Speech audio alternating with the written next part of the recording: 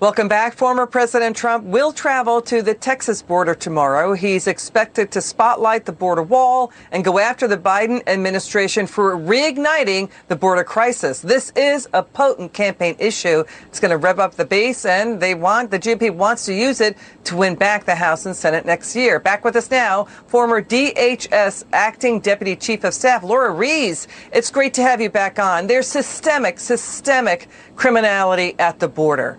We have Fox News capturing video of illegal immigrants trying to run away from Border Patrol again at the Texas border. These are what are called gotaways. They were single adult males from Mexico. There are home invasions, robberies, carjackings happen at the border. This is systemic criminality. Why are the Democrats AWOL on it? Well, this is by design, according to their policies. They have opened our border, and they want to process in as many illegal immigrants as they can, and they view this as political power in the future in the form of votes. You know, Laura, there's a fight between Texas and the Biden administration. It's escalating. The Texas governor is saying he's going to start arresting criminal illegals so they no longer get the Biden red carpet treatment. That's the direct quote. He's saying he's doing what the Biden administration refuses to do, secure the border. This feels like a federal versus states' rights issue. Is this going to head to the Supreme Court? It very well could, and it has in the past. It did under the Obama administration as well. It is the federal government's job to enforce the immigration laws, and this administration, as the Obama administration, refuses to do so. And so the states need to step in when they are impacted, and no state is more impacted than Texas. So thank goodness for Governor Abbott for protecting his constituents by arresting criminal aliens for trespassing and other state crimes. Americans want to be safe. Texans want their property respected and to keep their families safe. And so it's good to see a state governor fight for their constituents, because the Biden administration is not. You know, the Supreme Court out with a new major ruling today that undercuts the administration's catch and release of illegals at the border.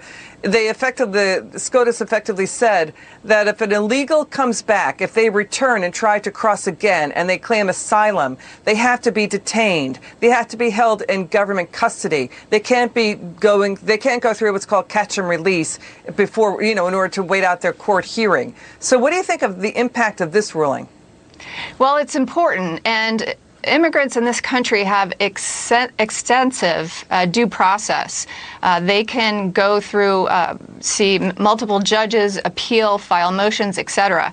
So when they finally receive a final order of removal, it is after extensive due process. So when such an alien is deported and then returns back into the country, they have far fewer rights, and the Supreme Court upheld that. It's an important ruling.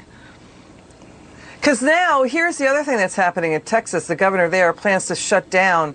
We saw more than 4 dozen facilities holding illegal immigrants. So that's also an issue, too. The governor has sent a letter to HHS saying, listen, you cannot commandeer any state, including Texas, to do what the federal government is supposed to do. Texas is not going to be dragooned into federal government service. Again, that's a constitutional issue. So how do you think that's going to shake out?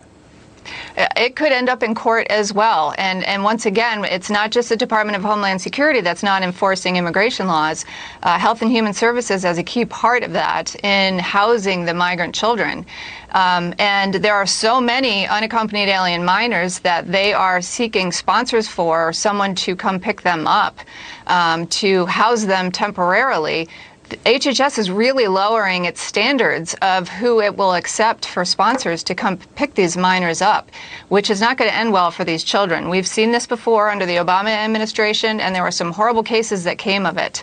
And so any governor, Governor Abbott and other governors, please, they need to step up as well and protect not just American citizens, but these unaccompanied children who are coming here because the Biden administration... Yeah, that's terrifying.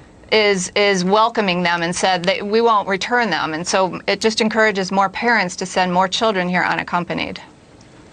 Final word. Homeland Security Secretary Mayorkas couldn't answer why Kamala Harris did not visit a border facility for migrant children when it was just minutes away from her trip to El Paso. So it looks like they're trying to scramble on the Veep's visit. What was your take on the vice president's visit?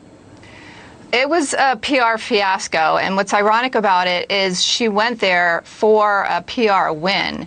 She had her hand forced when former President Trump announced that he's going to the border tomorrow. She had no indication, she clearly showed no interest in actually going to the border, and then suddenly decided she would go, and yet she still didn't get it right.